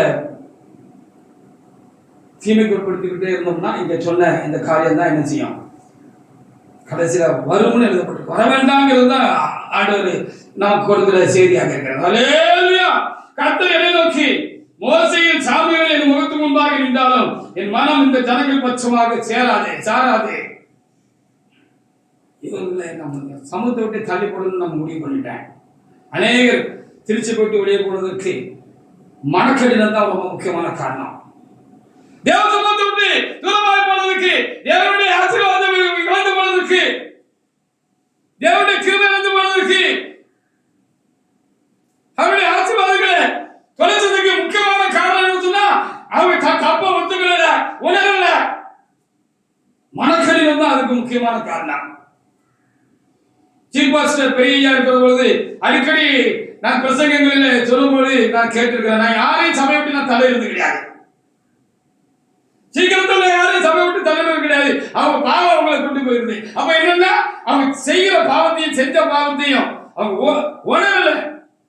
உணராதபடி அவங்களுடைய இருதயத்தை சாத்தான் அடைச்சி வச்சிருந்தான். சொன்னாலும் அவங்க கேட்டாலும் அவங்க உணரக்கூடிய நிலை அவங்களுக்கு இல்லாம போயிட்டு அது கருத்துல அவங்களை தேவசமத்தை விட்டே தள்ளி விட்டு போயிட்டு சொன்னபடி. ஹல்லேலூயா. யாரோ ஒருவர் நமக்காக செவித்துக் கொண்டிருக்கிறார், யாரோ ஒருவருடைய முகம் பார்த்துக்கிட்டு இருக்கிறார், அவனுக்காக ஒண்ணு நான் விட்டுட்டு இருக்கேன் அப்படின்னு. செஞ்ச தப்ப வச்சுக்கோங்க, செஞ்சது தப்புதானே நீங்க உணருங்க.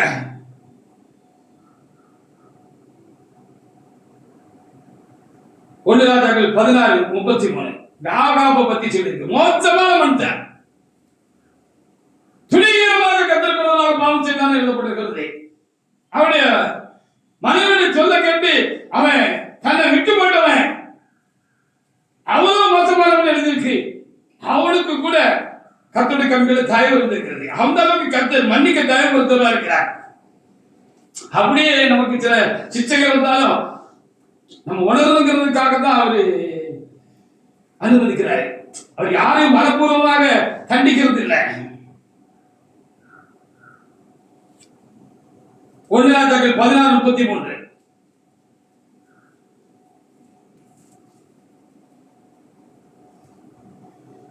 16:33 ஆகாப் ஒரு விக்கிரகத்தையும் இஸ்ரவேலினாலே கர்த்தருக்கு கோபம் உண்டாகும்படிக்கு தனக்கு முன்னிருந்த இஸ்ரவேல் ராஜாக்களுக்கெல்லாம் செய்ததை பார்க்க அதிகமாக செய்தார்.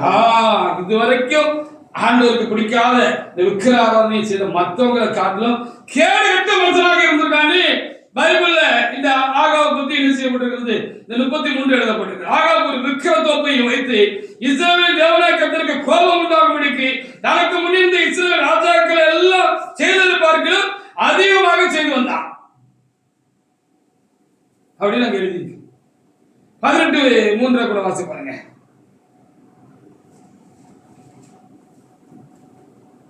ஆனபடியால் ஆகாப் அரண்மனை விசாரிப்புக்காரனாக ஒபதியாவை அழைப்பித்தான். வசனம் மாறி இருக்கு நினைக்கிறேன். அப்படி நிறைய பண்ணாரு அப்படின்னு இருக்கு. 1 ராஜாக்கள் 21 நீங்க வாசி பாருங்க. 1 ராஜாக்கள் 21 25 வாசி பாருங்க. 25 தன் மனைவியாக யோசேபேலை தூண்டிவிட்டபடியே கர்த்தரின் பார்வைக்கு பொல்லாப்பான தன்னை விட்டுப்பட்ட ஆகாப்பை போல ஒருவனும் இல்லை. தவறான ஆலோசனைக்கு செவி கொடுத்து சாத்தான் தவறான ஆலோசனை எல்லாம் சொல்லுவான். அது இயேசுவோட போதனை நம்ம எடுத்துக்கலாம். தவறான ஆலோசனைகள், கர்த்தர் சித்தத்துக்கு மாறான விரோதமான ஆலோசனைகள் எல்லாமே இயேசுவோட ஆலோசனை நம்ம எடுத்துக்கலாம். இயேசுவுக்குள்ள சாத்தான் இருந்தா பேய் இப்படி கொண்டு இருந்துச்சு.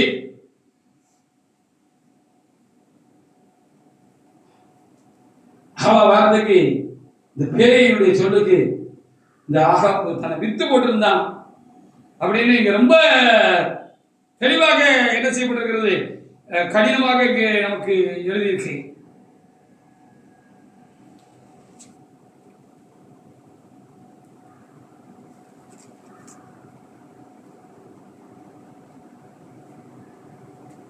ஆனால் பாருங்க, உன்னை கர்த்தர் தண்டிச்சிருவார் பார்த்துக்க, தண்டிக்க போறாரு பார்த்துக்க அப்படின்னு சொல்லும் பொழுது மனசு இலகி இந்த ஆகாப் என்ன செஞ்ச இவ்வளவு கொடிய பாவம் செஞ்சது மனசு தான்.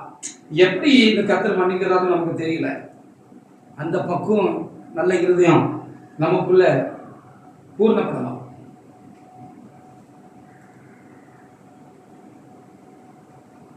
வசனங்களை வாசிங்க. 26 கர்த்தர் இஸ்ரவேல் புத்திரருக்கு முன்னிட்டு துரத்திவிட்ட எமோரியர் செய்தபடியெல்லாம், கர்த்தர் இஸ்ரவேல் புத்திரருக்கு முன்னின்று துரத்திவிட்ட எமோரியர் செய்தபடியெல்லாம் அவன் நரகலான விக்கிரகங்களை பின்பற்றி மகா அருள்பாய் நடந்து கொண்டான். இந்த வார்த்தைகளை கேட்டபோது வஸ்திரங்களை கிழித்து, ஆமா, அவருக்கு வர தண்டனை முன்னால எழுதப்பட்டிருக்கு. 25க்கு முன்னால எழுதப்பட்டிருக்கு. தன் சரீரத்தினில் இரட்டை போர்த்தி கொண்டு ரெட்டிலே படுத்து நடந்து கொண்டான். ஒத்துக்கொண்டான். அப்பொழுது கர்த்தருடைய வார்த்தை எலியாவுக்கு உண்டாயிற்று. அவர் ஆகாபன் எனக்கு முன்பாக தன்னை தாழ்த்தினதை கண்டாயா? அவன் எனக்கு முன்பாக தன்னை தாழ்த்தினபடியினால் நான் அவன் நாட்களில் அந்த பொல்லாப்பை வரப்பண்ணாமல் அவன் குமாரன் நாளில் அதை அவன் வீட்டின் மேல் கொடிய தண்டனை அவன் காலத்துல வராமதை ஆண்டவர் தனி போட்டார் அப்படின்னு சொல்லப்பட்டிருக்கு. இவ்வளவு மோசமா கொடூரமான கொஞ்சம் கூட தேவ பயம் இல்லாத ஒரு மனுஷன், கர்த்தருக்கு விரோதமாக பாவம் செஞ்ச மனுஷன், தேசத்தில் அக்கிரமம் அநியாயத்தை துணிகரமா செஞ்ச மனுஷன், நாபால திராட்சை தோட்டத்தை வேணுங்கிறதுக்காக இந்த இசைப்பேர் அந்த பொம்பளைகளுடைய பேச்சை கேட்டு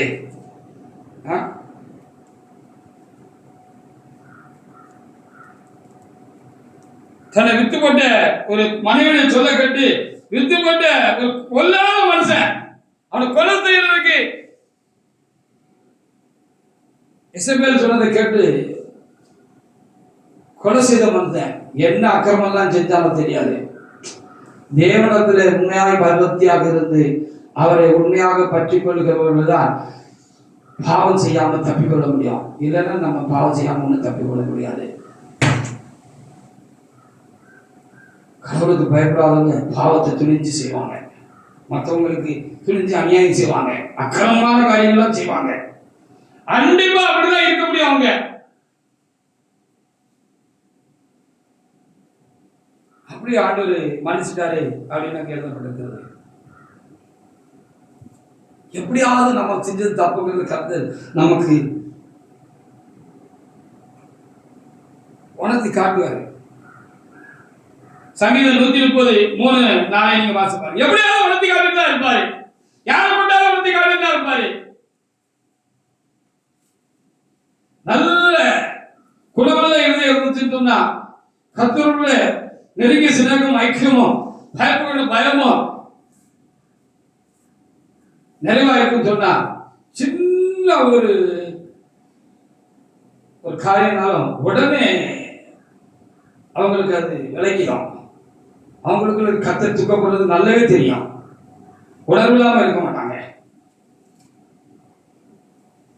வாசி சங்கீதம் 130:3-4. கர்த்தாவின் அக்கிரமங்களை கவனித்திருப்பீரானால் யார் நமக்கு முன்னாடி நிற்க முடியவே முடியாது. நானும் முடியாது, நீங்க முடியாது, ஒருவர் முடியாது. எனக்கு மடக்கா புத்தி கட்டத்தனமா புத்தியனமா இல்ல தெரிஞ்சு துணிஞ்சு ஏதாவது ஒண்ணு நம்ம செஞ்சுக்கிட்டு பேசிக்கிட்டு சிந்திச்சுக்கிட்டு நடந்துக்கிட்டு தான் இருப்போம். உமக்கு பயப்படும்படிக்கு உம்மிடத்திற்கு மன்னிப்பு உண்டு. ஆனா அவர்கிட்ட மன்னிப்பு உண்டுன்னு இங்க எழுதி இருக்கிறது. சகோதரன் எனக்கு விரோதமாய் பாவம் செய்தால் இத்தனை மன்னிக்கணும்னு சொல்லி பேதர் கேட்டாரு. 7 தரம் ஒரு நாளைக்கு தப்புனா 7 தரம் நினைச்சா போதுமானாரு, இல்லை 770 தரம் தான் 490 நேரமா அப்படின்னு பார்க்க முடிகிறது. அப்படி சொன்ன கர்த்தர் எவ்வளவு இறக்க உள்ளவரா இருப்பாரு. ஜீவனுடைய தேவனுடைய கருத்தில் நம்ம விழுந்துடக்கூடாது. ஒரு காலத்திலையா ரொம்ப கவனமா நம்ம இருக்க வேண்டியது அவசியமா இருக்கிறது.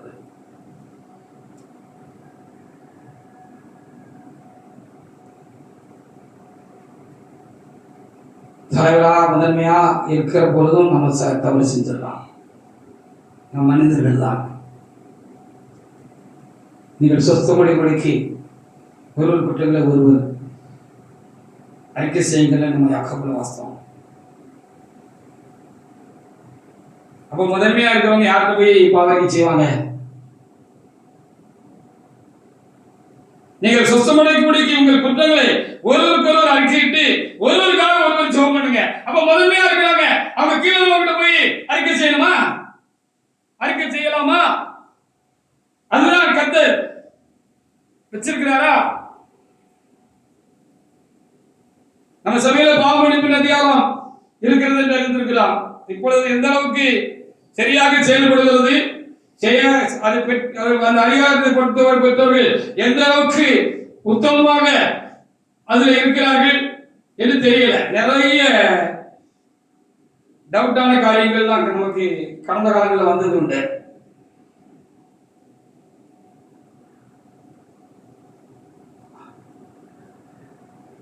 அப்ப தூத்துக்குடியில இந்த காரியத்தை வெளி சபையில இருக்கிற ஒருவர்கிட்ட நாங்களாம் ஆதி விசுவாசிகளா இருந்த பொழுது ஒரு சகோதரன் போய் சொல்லியிருக்கிறார் பாவரிக்கை செய்யணும் அப்படின்னு சொல்லி. அது மனசுகிட்ட செய்யக்கூடாது, அது தேவன்கிட்ட அப்படின்னு சொன்னவங்கிட்ட போய் தேவன்கிட்ட தான் செய்யணும் சொன்னவங்கிட்ட இல்ல வேதத்துல அப்படி எந்த ஆதாரமும் இல்ல, அதிகாரம் மட்டும் தேவனுடைய மனசுல பாவரிக்கை செய்யணும் சொல்லியிருக்கு. நாங்கெல்லாம் அப்படி அறிக்கை செய்து அதனால நேற்று வரைக்கும் விடாமல் இருந்த காரியங்களை நாங்க விட்டு இருக்கிறோம். கர்த்தரை திருச்சபையில நான் அறிந்து கொள்வதற்கு முன்பாக, திருச்சபையுடைய உபதேசங்களை அறிந்து கொள்வதற்கு முன்பாக, நான் ஒரு சில வருடங்களுக்கு முன்பாகவே நான் கர்த்தரை அறிந்து கொண்டேன். இயேசுவை தேவன் என்று அறிந்து கொண்டேன், விசுவாசத்தை அவர் ஏற்றுக்கொண்டேன். நான் சிஎஸ்ஐல முழுக்க ஞானஸ்நானம் பெற்றேன். ஐயர் எனக்கு முழுக்க ஞானஸ்நானம் கொடுத்தாரு. அப்பொழுது நான் தேவனிடத்தில் ஜெபித்த பொழுது பரிசுத்த ஆவியை பெற்றுக் கொண்டு வந்தேன். ஆவிக்குரிய கூட்டங்களுக்கு ஆகாங்கே போய் கொண்டு வந்தேன். ஆனால் சில காரியங்களில் இருந்து எனக்கு விடுதலை இல்லை. சில காரியங்களில் இருந்து என்னால வெளியே வர முடியல. அதை நான் திரும்ப செய்து கொண்டே இருந்தேன். துக்கப்பட்டேன், பாரப்பட்டேன், பிரயாசப்பட்டேன், முயற்சித்தேன், ஜபம் பண்ணினேன். ஆனாலும் வெளியே சொன்னது போல நீங்க ஜாலி இருந்தீங்கன்னா முளம் சரிக்கிறீங்க அப்படிங்கிற மாதிரி திரும்ப விழுந்துக்கிட்டே இருந்தேன். அப்போ காலம் வந்த பொழுது நான் திருச்சபைக்கு வந்தேன். தேவனுடைய மனுஷத்துல ஜெபங்களில் நான் விழாதபடிக்கு எழுந்து நிற்க பிரயாசப்பட்டு தோற்று போனா அப்படிப்பட்ட காரியங்கள் எல்லாம்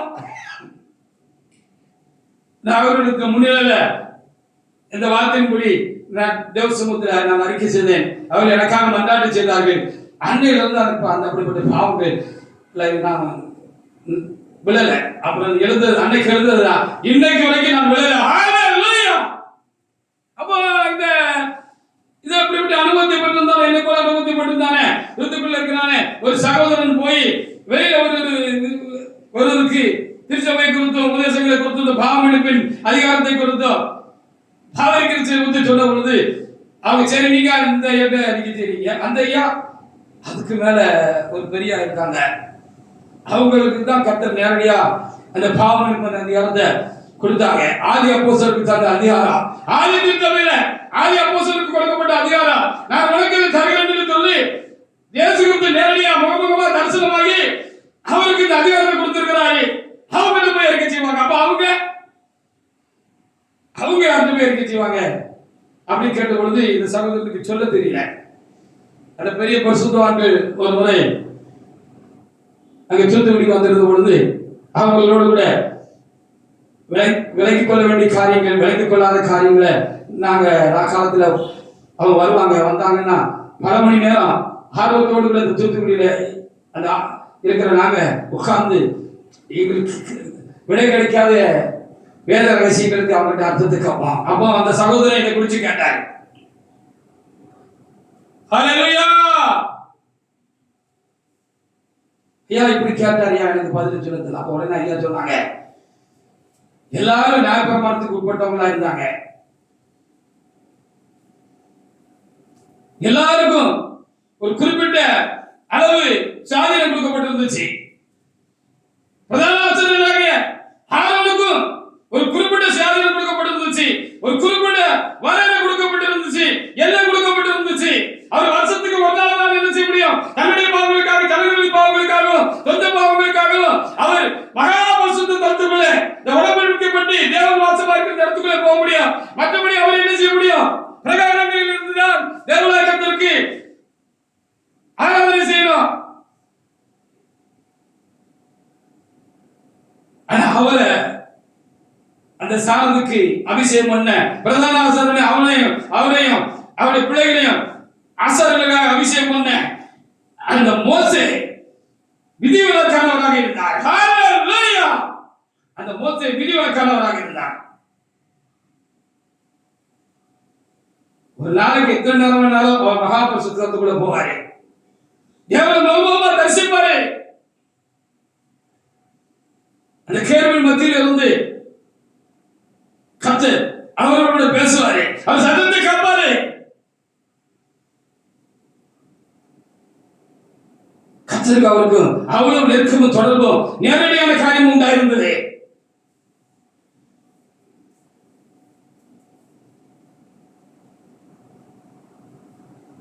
நீங்கள் சாகாதபடிக்கு அடிக்கடி என்ன மகா பரிசுத்தத்துக்குள்ள பிரவேசியாருங்க. வருஷத்துக்கு ஒரு நேரம் தான் போகணும்னு ஆரோனுக்கும் எச்சரிக்கையா சொல்லிட்டு போயிட்டாங்க. ஆனா மோசே எப்போ போயிட்டு வந்துட்டு இருந்தாரு. எப்போனாலும் போவாரு, தேவைப்படும் போதெல்லாம் போவாரு, ஆண்டவர் கூப்பிட்டாலும் போவாரு, கூப்பிடாலும் போவாரு. ஏதாவது பிரச்சனைனா அது நேர மகா பரிசுத்தத்துக்குள்ள போய் ஆண்டவர் சமூகத்துல வைப்பாரு. அங்கிருந்து பதிவு உண்டாகும். இப்படி அவருக்கு ஒரு விதிவிலக்கான ஒரு காரியம் உண்டாயிருந்துச்சு.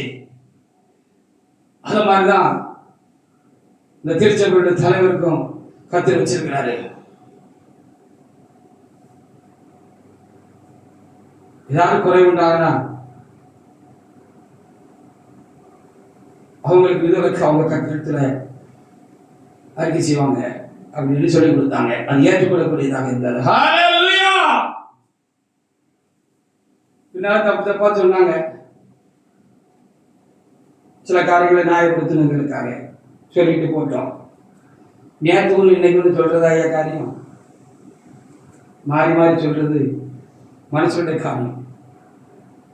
அன்னைக்கு ஒரு விளக்கம் சொன்னார்னா கர்த்தர் சொல்லியிருந்தாருன்னா அதான் கடைசி வரைக்கும் எல்லா காலங்களிலும். 1 யோவான் 1:9-10. அதனால நம்ம சரியா இருக்கிறோங்கிற நினைப்பும் சரியில்லை. அது யாரா இருந்தாலும் தெரிந்த நானா இருந்தாலும் குறைவிடம் தான்.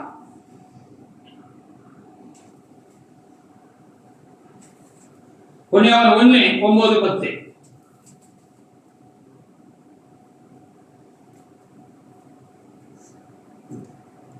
நமக்கு பாவமில்லை என்போமானால் நம்முடைய நமக்கு பாவமில்லை என்போமானால் நம்மை நாமே வஞ்சித்துக் கொள்கிறவர்களாய் இருப்போம். நம்மை நாமே வஞ்சித்துக் கொள்கிறவர்களாய் இருப்போம். சத்தியம் நமக்குள் இராது. சத்தியம் நமக்குள் இராது. நம்முடைய பாவங்களை நாம் அறிக்கையிட்டால் பாவங்களை நமக்கு மன்னித்து எல்லா அநியாயத்தையும் நீக்கி தண்டிக்காம நீக்கி சுத்திகரிப்பதற்கு லேசா போயிடும். பெருசா வராதுன்னு அர்த்தம். அதுக்கு சுத்திகரிப்பதற்கு அவர் உண்மை நீதி உள்ளவராக இருக்கிறார். அடுத்த வசனத்தை கூட வாசிங்க. நாம் பாவம் செய்யவில்லை என்றால் நாம் அவரை பொய்யராகிறவர்களாய் இருப்போம். அவருடைய வார்த்தை நமக்குள் இராது. ஒரு பாவம் செய்யாத நீதிமான் ஒருவனும் இல்லைன்னு சொல்லப்படுகிறது. தன்னை பொல்லாப்பற கழுவக்கூடியவன் ஒருவனும் இல்லை என்று தன் இதயத்தை பொல்லாப்பற கழுவுறவன் யார் என்று சொல்லப்படுகிறது. நாம் குறைவுள்ள மனிதர்களாக இருக்கிறோம்.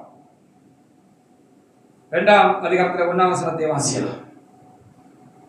வாசித்து முடிக்கலாம். என் பிள்ளைகளே நீங்கள் பாவம் செய்யாதபடிக்கு முடிக்கப்பட்டு காத்துக் கொள்ளுங்க.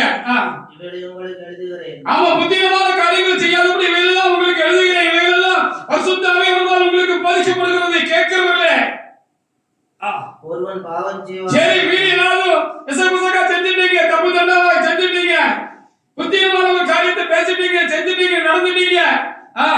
நீதிபதியாகிய இயேசு கிறிஸ்து நமக்காக பிதாவினிடத்தில் பரிந்து எல்லாத்துக்கும் மேல நமக்காக நம்ம பாவங்களுக்காக தம்மையே சிலுவையில ஒப்பு கொடுத்த நம்முடைய கர்த்தராகிய இயேசு கிறிஸ்து உயிருள்ளவராய் இப்போதும் நமக்காக அந்த தேவன் நமக்காக பரிந்து பேசுகிறவராக இருக்கிறார் என்று சொல்லி இங்கே சொல்லப்பட்டிருக்கிறது. அப்படினால் தேவ சமூகத்திலே வந்திருக்கிற தேவனுடைய பிள்ளைகளே, இந்த வாக்கியங்களை கேட்கிறவர்களே, யாரோ ஒரு முகத்தை பார்த்து நம்ம தப்புக்கு தண்டனை பெறாமல் தப்பிக்கிட்டே இருக்கிறோம், அல்லது லேசா சின்ன உரசலோட நம்ம காரியங்கள் எல்லாம் பெரிய தண்டனை வராதபடிக்கு நம்ம காக்கப்பட்டிருக்கிறோம். யோபு முகத்தை பார்த்தது போல, சாமுவேல் முகத்தை பார்த்தது போல, மோசேயுடைய முகத்தை பார்த்தது போல, பரிசுத்தவான்களுடைய முகத்தை தேவனாய் கர்த்தர் பார்த்தது போல, யாருடைய முகத்தையோ ஜபத்தையோ கேட்டு நம்ம தப்பிதற்கு தண்டனை கிடைக்காம இருக்கிறத நம்ம புரிஞ்சுக்கிட்டு நம்ம பிசகவே இல்லை அப்படின்னு நம்ம குறிச்சு உயர்வா நினைச்சுக்கிட்டு பெரிய தப்பிதங்களுக்கும் ஆளாகி பெரிய தண்டனைக்கு நம்ம ஆகாதபடி இருக்கணும்னா நமக்காக யாரும் ஒருவர் ஜெயிச்சுக்கிட்டு இருக்கிறாங்க, நமக்காக யாரும் ஒருவர் முகத்தை கற்று பார்த்து புத்தினத்துக்காக நம்ம நடத்துகிற எல்லாத்துக்கும் மேலாக இயேசு கிறிஸ்து நம்முடைய தேவனத்தில் நமக்காக பரிந்து பேசிக் கொண்டிருக்கலாம் என்று நாம் நினைத்து மிகுந்த ஜாக்கிரதையாக அவருடைய சமூகத்தில் காத்துக்கொள்வோமாக. கத்திருந்த வார்த்தைகளை ஆசீர்வதிப்பாராக. ஆமென். ஹல்லேலூயா, ஹல்லேலூயா, ஹல்லேலூயா, ஹல்லேலூயா.